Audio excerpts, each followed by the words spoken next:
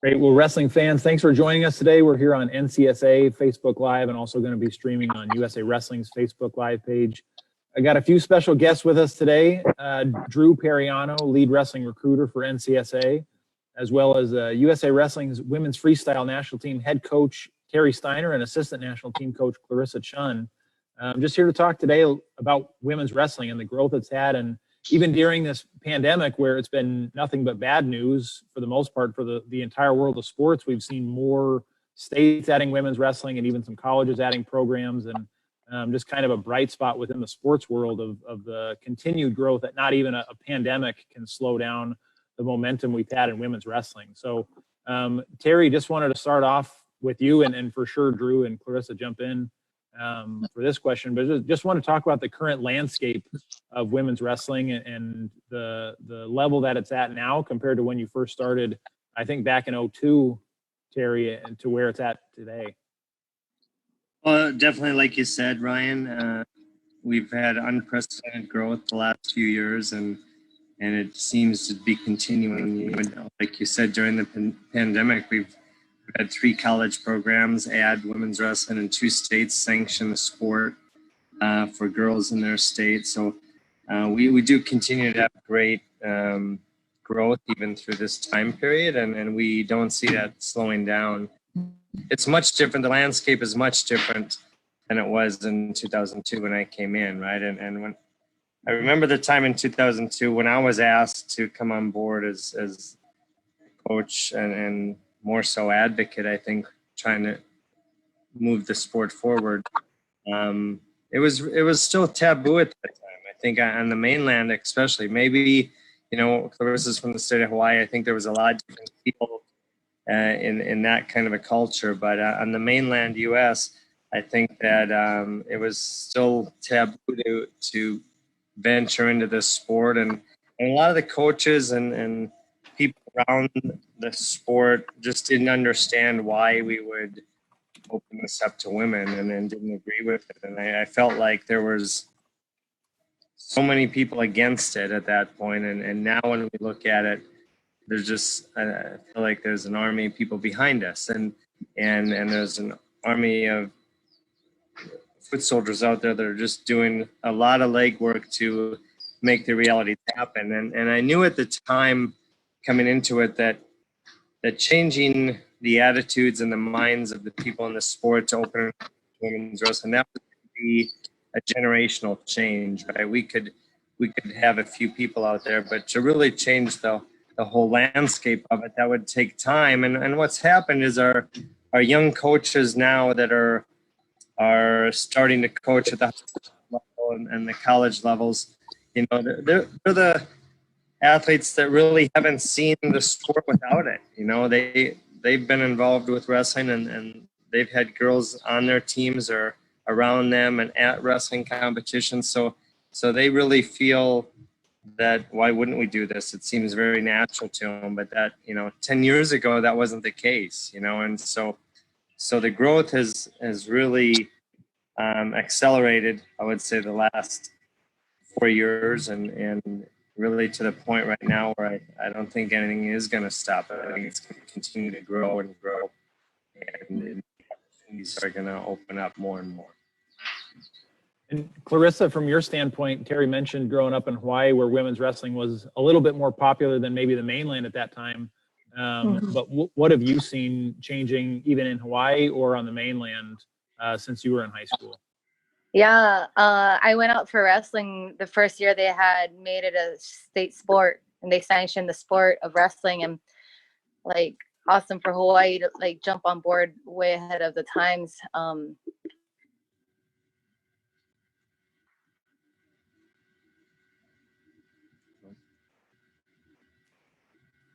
my high school team, but other teams had more girls. But growing up through judo, watching my judo teammates wrestle, I would see maybe 1 or 2 female wrestlers in the mid and early 90s. But by my second year of wrestling, my senior year in high school, it jumped from 2 on my team to 15 girls on my team. So it's just kind of that mentality of, you build it, they'll come kind of thing. And it's just positive opportunities for the girls and the growth. And sometimes I think it's crazy that it's been over 20 years that Hawaii has sanctioned it as a sport, and yet still there's still over 20 states that still hasn't sanctioned. They're giving the girls the opportunity to wrestle. So as far as like separate from boys, but yeah, tremendous growth. Even on the international level, like going to my first world championships in 2000 compared to now is just exploded all across the world. So yeah, and on the international level, we've seen a lot of countries that weren't necessarily traditional wrestling powerhouses, a lot of Western European countries developing women's teams, as well as, you know, countries like Russia and Japan. And it's really increased the geographic footprint of wrestling, which was already huge. And just the technical skill level internationally too has just exploded. And the USA is leading the charge in that effort. I mean, what have you guys seen from more on the coaching side of things within women's wrestling in terms of accelerating the development of women's wrestling from a technical standpoint? Well, I think that's where it starts. You know, I think the Asian culture definitely has influenced the sport greatly, right? And even as Clarissa spoke, coming from the state of Hawaii, you know, a state like that has very much Asian influence. They were very, very open to it and very open to the martial arts in general. Right? And we would, on the mainland, we would have coaches that were lifelong coaches in the sport. But yet they wouldn't bring their daughters into the wrestling room. They would send them across town to a judo or taekwondo class, right? And then for some reason, they didn't make the connection there. But what you've seen over time now is, you know, I think like like the U.S., right? We realized that an Olympic medal is an Olympic medal. Once it became an Olympic sport, it gave all the legitimacy it needed to the rest of the world. And once that happened, then you saw the rest of the world really jump on board, right? The Russia, the Ukraine,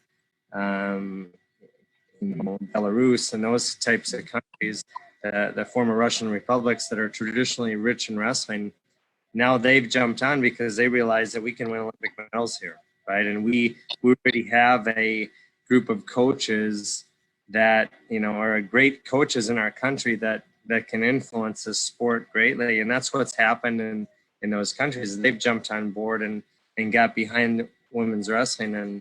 And the landscape has changed considerably. Now you go to the World Championships, there's a lot of teams that can be in there to win it, right? Where maybe before it was the people that started early and got in early and got ahead of it. I mean, they were the ones that were at the forefront. But now, you know, the landscape around the world, I mean, there's a lot of top coaches spending time with our female athletes, and that's really what you need in any country. And that's true, you know, that's where we're at with the U.S. Yep. And Drew, you work more directly with the college programs here in the U.S. What have you seen on the college women's coaching side? Just the growth and the proficiency level of the coaching over the last few years. Well, it just keeps getting better and better. And the other thing that I like seeing is I love seeing women's coaches coach their female athletes. And like you look at Limestone, the head coach and the assistant coach, both women, and an Olympian, right, on the staff. And like, I love seeing that progression. You know, and nothing against guys coaching, Terry, right? You're one of the best coaches in the world, but it's great, you know, to see women.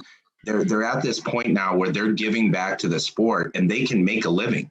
They can make a living coaching after their international career's over, or even if they don't go to the international career, their college career, and they can coach. They can give back to the sport. And I'm seeing that growth exponentially. The other thing that we're seeing, you know, with like St. Andrews adding wrestling in North Carolina, I mean, that's an underpopulated area. for college wrestling for women. And so the nice thing is, you know, these programs are popping up all over the country. It's not just one area. And I think that's really important. I'd like to see more women's programs in the Northeast for sure. You know, so that way, you know, the young ladies I work with don't have to travel so far. But Clarissa, you might like this. Last night, I was talking to Casey Tanemoto, who grew up in Hawaii, and her family just moved to Texas. And I told her that we were doing this today. And she's like, "You're talking to Clarissa Chun?" And I was like, "Yeah, well, not really." I'm like, "But I'm on the same call." She was like, "She's my hero." Like, you know, that's where we're at right now. That's where we're at right now. And she moved to Texas, and I go, "Congratulations, because now you've wrestled in 2 of the best states." I was like, "Now you just have to move to California and you'd be in the top 3 women's states in the country." Yeah. Yeah. That's awesome. And Clarissa, I mean, you and Jessica Medina are both products of the national team that have now become professional full-time coaches. Is that something that you see as more of these top-level athletes, as they transition from being an active athlete, more of them will stay involved as coaches for the next generation? For sure. I hear of it from our athletes now, you know, they want to be coaches of top programs, you know, and shoot, Adeline wants to take over USA Wrestling, you know, she wants Rich's job, you know, and she tells that to Rich every time. So it's good. It's great opportunities for all girls and women coming up and through the sport. And really, it is the evolution, right? I mean, we really, if we don't do that and we don't seek that for our future, I think that it will come down the wrong path. I mean, just like we have the John Smiths of the world, the Kale Sandersons, the Tom Brands, Tom Ryans of the world that, you know, were his heroes. I mean, and now they're their coaches. I mean, we should have the same thing within women's wrestling. Right? We should have, you know, the Marulis, the Adeline Grace, the Wagons, and the Jakara Winchesters, Tamara Mensahs. I mean, those people, hopefully they are our next coaches, right? And giving back to the sport that has given them so much. I mean, that's really what it's all about. And you know, we really hope those opportunities continue to open up for them. But happening with more and more programs coming. I mean, I think the other side of it is, you know, just making sure that we put, when athletes transition to become a coach, you know, we've got to give them time to grow, right? We've got to give them mentors to grow and not throw them into head coach positions so soon, right? But make sure that they have a couple of years as an assistant coach and learn the ropes a little bit, because coaching and teaching is one thing. Teaching technique and this and that, but there's more to it than that, right? It's being the CEO of the program and running the overall program, giving them those types of skills to move the program forward in a positive direction. And I think that's my concern. I think is, yes, I think we need to, as our college athletes finish their degrees, we need to try to get them thinking about coaching. Whether it's at the high school level or the college level. But I also think that we need to make sure that we're giving them the right leadership and mentorship so they can do it, you know, greatly and be successful at it. And more than ever, there's more opportunities for them to continue on as a coach somewhere. And Drew, I think you might have the numbers, but we're over 80 college women's programs now. Yeah, Terry, I have 84. Is that what you have? Yeah, it's right around there. I think it keeps growing so fast, but I think it's 84, 85. I think it might be with St. Andrews coming on, but the numbers keep growing. I mean, that's been in the last 4 weeks, right? We've had 3 more programs coming. Well, I did a PowerPoint because we do at NCSA, we do a specific class for women's wrestlers. We call it Women's Wrestling Recruiting 101. And I checked the document and it was 81 programs. This is kind of fascinating. And then I'm like, oh, I have to run that class next week. And I had to update it. And now it's 84, which is really exciting. Like that's awesome. And I want to keep doing that. And then like when I'm talking to freshmen in high school right now, I'm telling them like by the time you're a senior, I'm just projecting like I think there'll be 100 programs by that time. For sure. More than that, maybe. Yeah. I'm being modest. I think 100 at the low end. Yeah, I would agree with that. Mm-hmm. And it seems like the high school participation numbers are exploding at the same rate. I think South Dakota just added women's wrestling, and Oklahoma not long before that. And so if that's on your PowerPoint, Drew, you've got to continue to update that almost on a weekly basis as well. Yeah, I did today, which is exciting. Like you're always making those adjustments because it's important to get the right information out to the student athletes. And it's exciting. I said this on our last interview. When you're checking Intermat, it normally happens on a Monday or a Friday, and you're like, wow, there's another program. So it's super exciting. It's imperative, right? It's imperative for our sport to grow together. I think to have our college programs adding at the rate they are, we need to have our state sanctioning at the same rate because we need to make sure that those programs have athletes to fill their programs and fill their slots. So I think it's imperative that we keep the states moving forward in the right direction. And it showed, right, in a state like Missouri, they've shown what sanctioning can do for their numbers, right? I mean, if you look a couple of years ago, before they sanctioned the sport, they had like 200 athletes in there. And 1 year after they sanctioned it, they went from 200 to over 900. And then this year they went from 900 to like 1,400. Mm-hmm. Once they sanction, it's really a way for the state to just really have the number. Like Clarissa said, if you give the opportunity out there, the athletes will come, and that's what Missouri is showing. Yeah.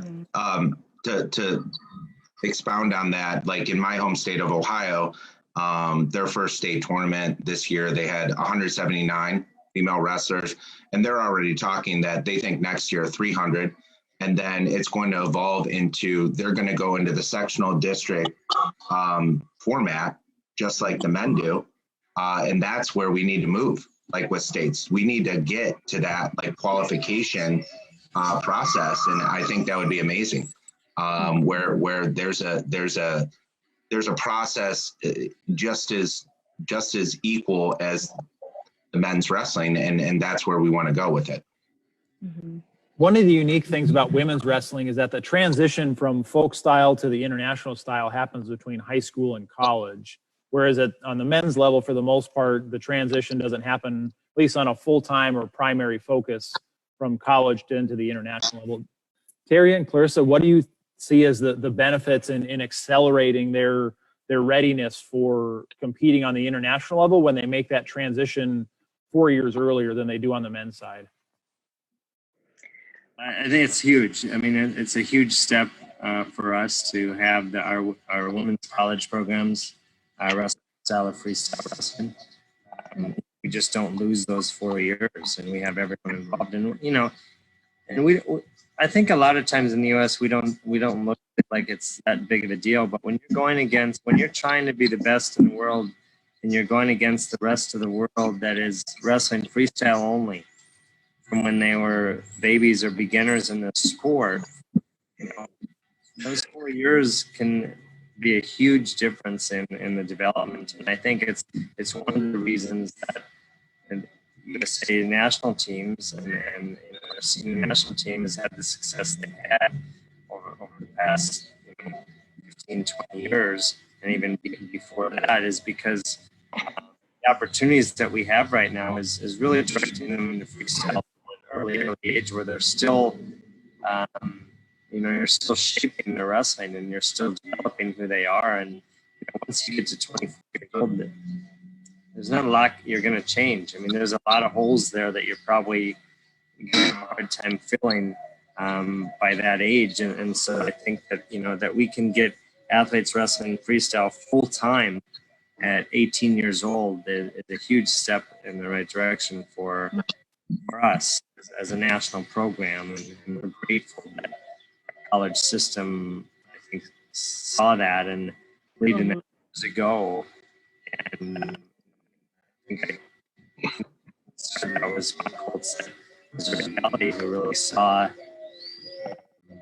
the need that we can do this in freestyle and help right away. And I think that Coach Michaels was a visionary, and he saw that from the beginning. And thank goodness now we have, like you said, 85 college programs that are all freestyle wrestling. So we're grateful for that. Right.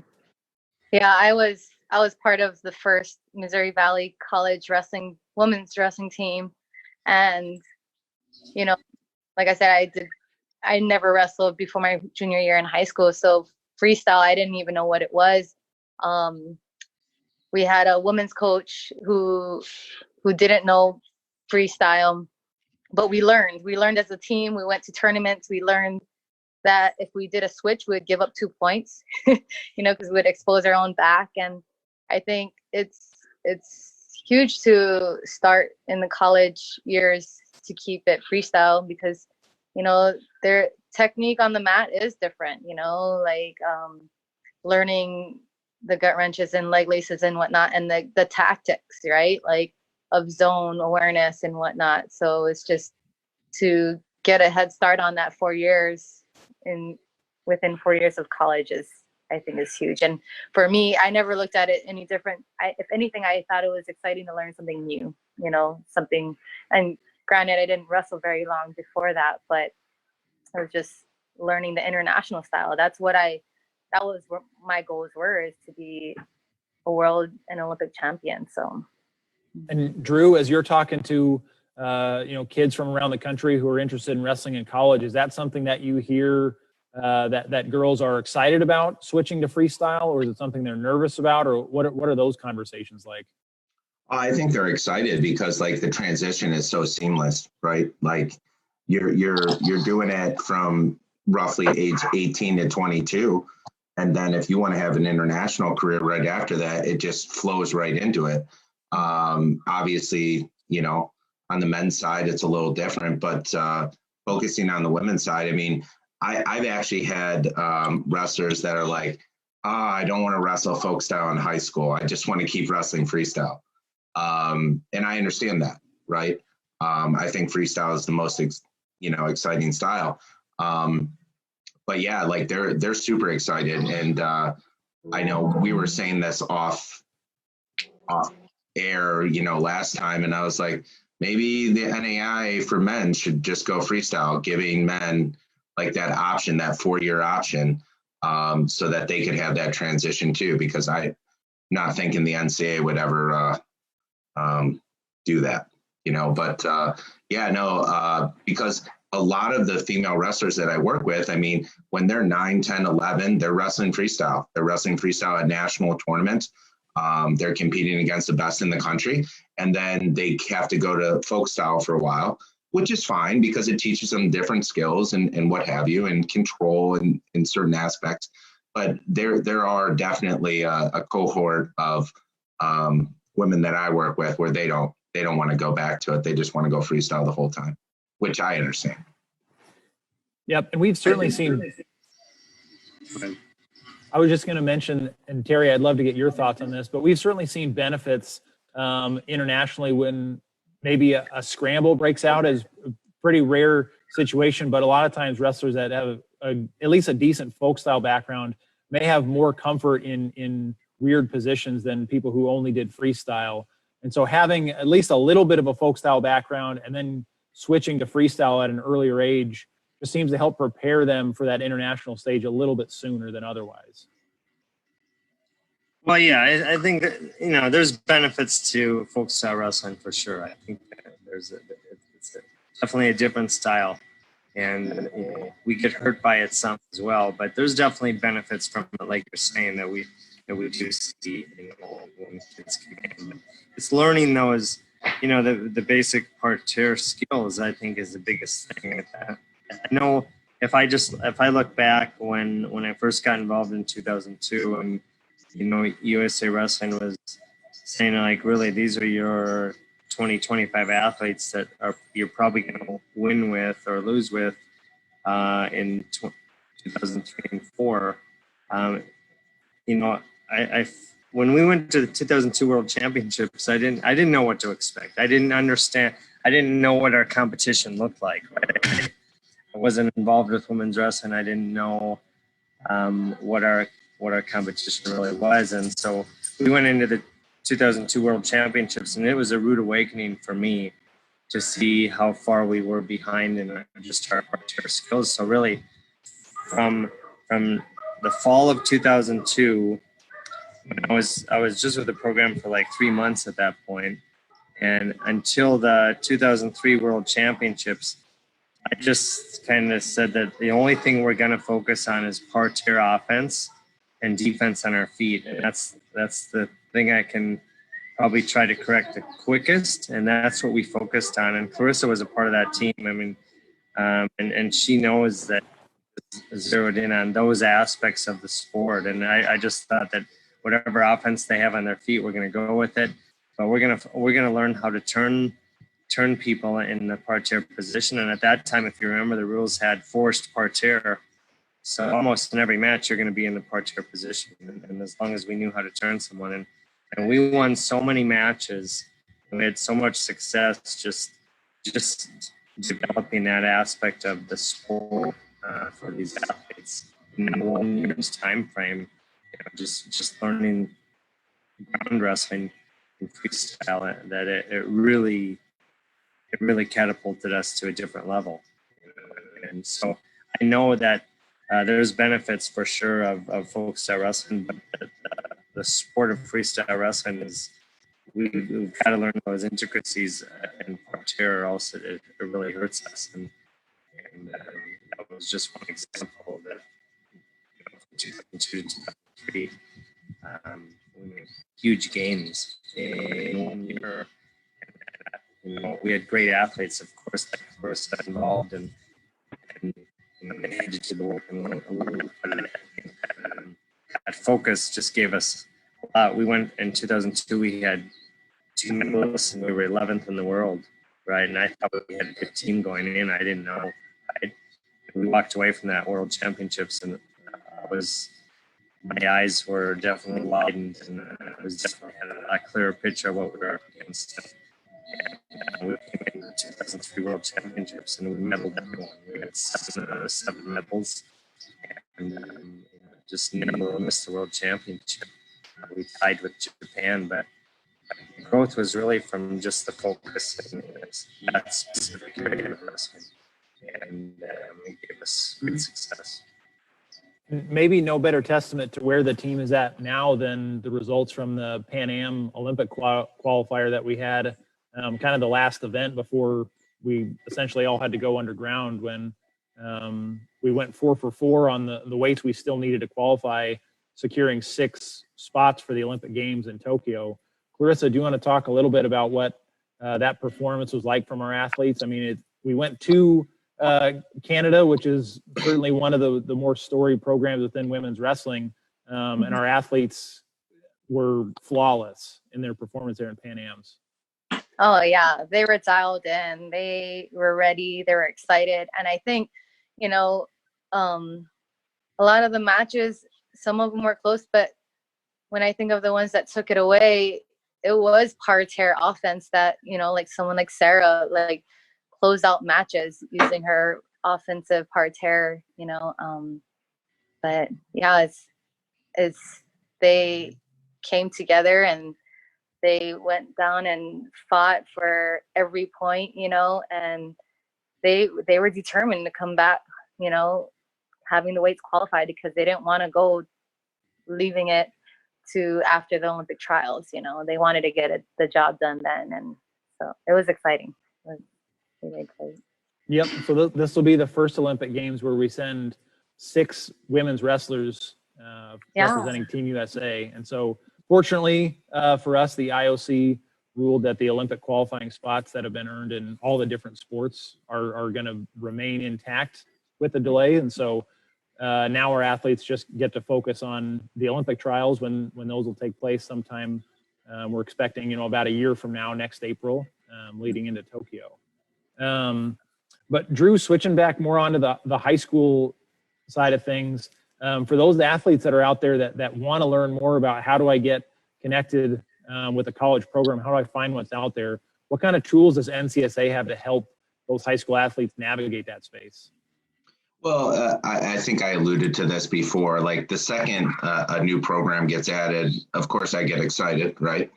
And then locate the coach, reach out to the coach.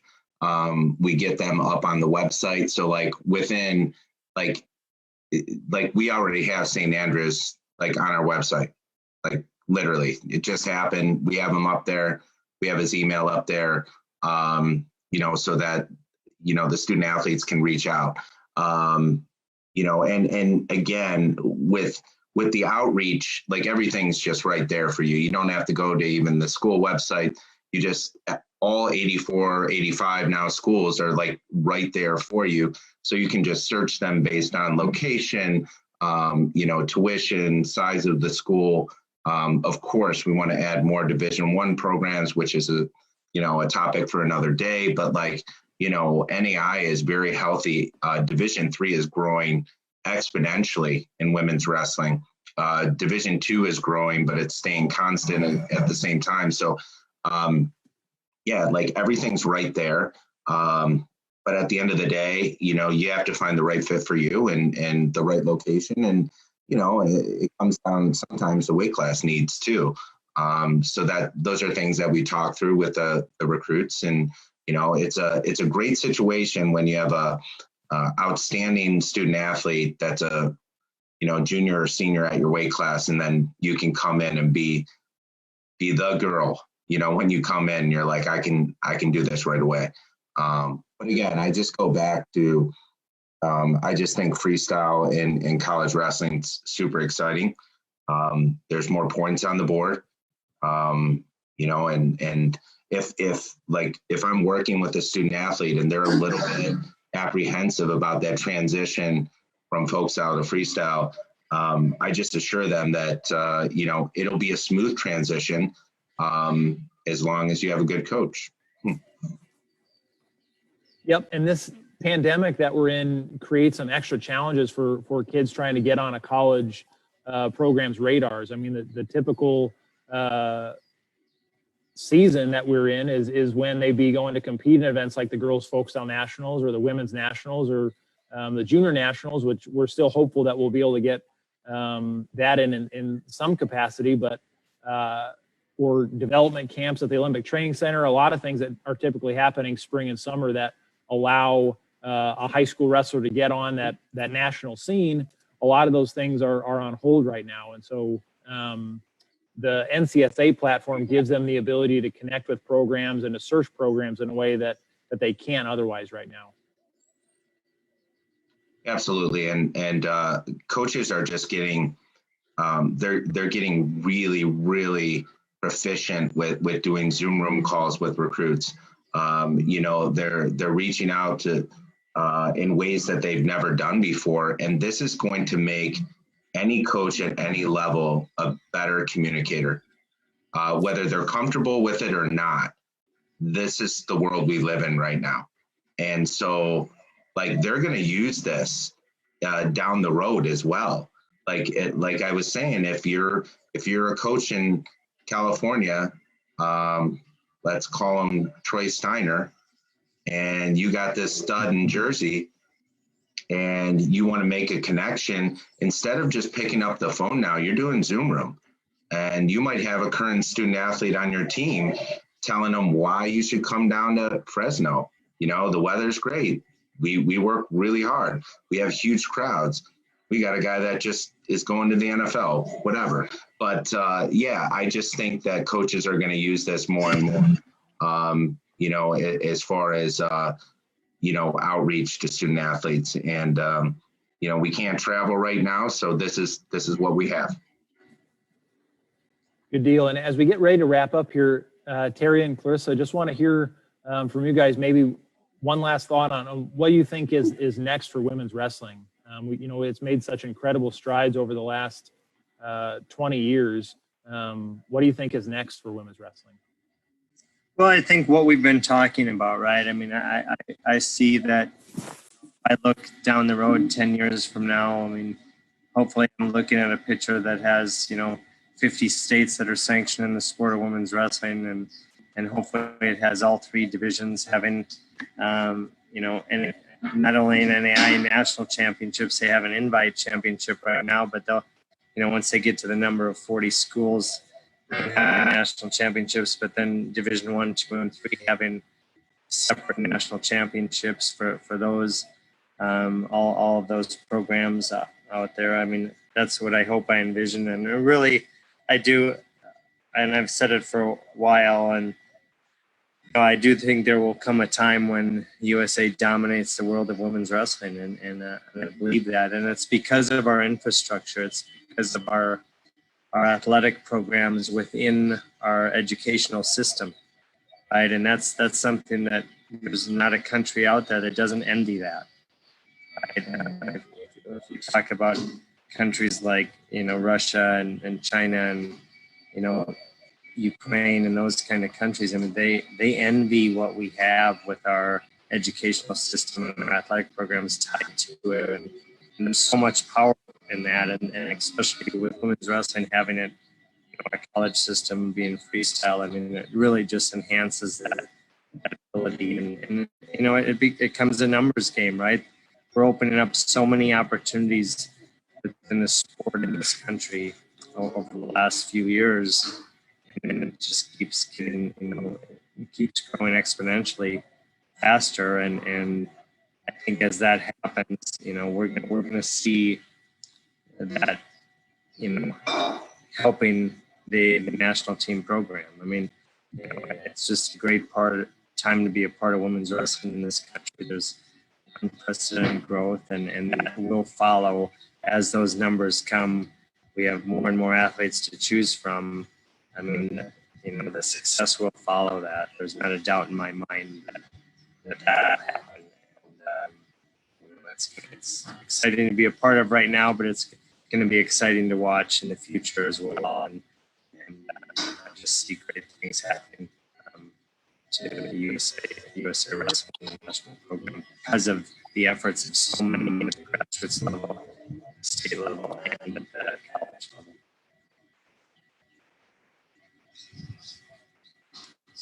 Yeah, I envision the same, just an explosion of women wrestling everywhere, and then if they continue on to international level or not, whether they'll be prepared for whatever career or whatever field they choose. They'll become great leaders just by what the sport gives to them. How it builds them up and gives them their strength. So. And Drew, you'd be okay with 400 college women's programs, right? Oh, I'd be elated. Are you kidding? They would never, ever, nobody would even be close for a world title at that point. And that's the thing. Like, we had almost 22,000 high school wrestlers this year, 22,000 up from 800 in 1994. And I know that's a long time back, but that increase is going up so much. And on the men's side, we are staying consistent, which is also great. But the more programs, I mean, the more opportunities. And then, like Terry said, then more girls are going to wrestle in high school, because they have those opportunities for scholarships. And the ratio is still pretty good, as far as if you're wrestling in high school and you want to go onto that college level. And like Clarissa said, maybe you're just setting yourself up for a great job afterwards. Not everybody wrestles international. I wasn't that good, so, your days end, in college sometimes, yet you're setting yourself up. You have a great scholarship. You're at a school where you're making these lifelong friends, and then you go on to be a doctor, a lawyer, a teacher, a coach, a high school coach, whatever. But I just think we need more opportunities, and the trajectory is going in the right direction for sure. I mean, when I talk to my coworkers, you know, I always kind of brag a little bit. I'm like, women's wrestling is the fastest growing sport in college athletics. Yeah. It is. Awesome. Well, thanks so much for getting today, guys, and big shout out to NCSA. Very grateful for the partnership that we have with them, and it's a tremendous tool for high school kids out there to be able to find college programs that they'll be a great fit for. And I'm sure within the next couple weeks, we'll continue to see new programs being added at the high school and college level, and we'll just keep that momentum going. Thanks, Ryan. Thank you. Great. Thanks, guys. Yeah. Yeah.